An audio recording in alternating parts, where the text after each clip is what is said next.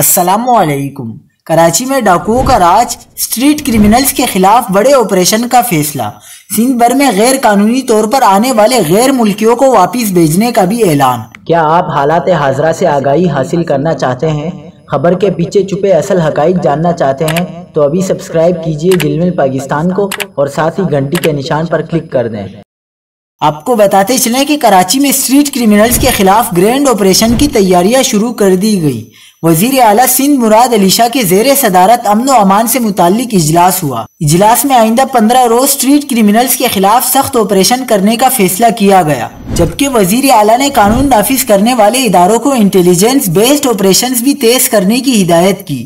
وزیر اعلیٰ سندھ مراد علی شاہ نے ڈی جی رینجرز کو پیٹرولنگ اور شہر کے داخلی و خارجی راستوں پر نگرانی بڑھانے کی ہدایت کی۔ مراد علی شاہ نے کہا کہ اہم مقامات جہاں کرمنل زیادہ متحرک ہیں وہاں پولیس اور رینجرز کی تعیناتی کی جائے۔